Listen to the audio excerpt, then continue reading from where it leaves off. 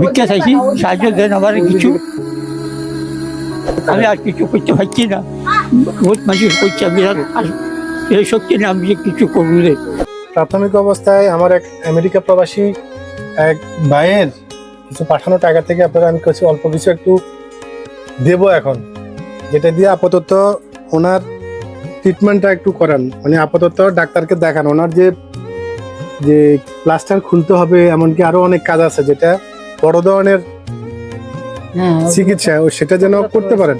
এটাতে আমি স্টার্ট করার জন্য আমি কিছু অল্প কিছু আপনার টাকা দিচ্ছি, এটা দিয়ে স্টার্ট করেন। আর ইনশাল্লাহ আমি আমার যত ভিউয়ার্স আছে, বন্ধু আছে, যারা আত্মীয় স্বজন, ফ্যামিলি, সবার কাছে আমি রিকোয়েস্ট করব যে সবাই যেন আপনাদেরকে একটু সহযোগিতা করে, সাহায্য করে, অসহায়ত্ব থেকে মুক্তির জন্য একটা ব্যবস্থা করে।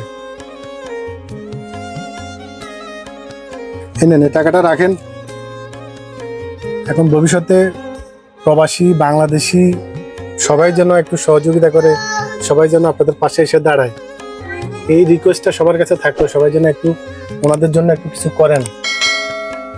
আপনাদের এই সহযোগিতাই ওনাদেরকে অসহায়ত্ব থেকে মুক্তি দিতে পারবে। ওনার কি হয়েছে, এটা কিভাবে জোড়া লাগাইছে কিভাবে? ওনার ওই মাজার থেকে হাড় কাটা ওই পায়ে হাড়ের সাথে জয়েন্ট করে তারপরে অপারেশন করা হয়েছে।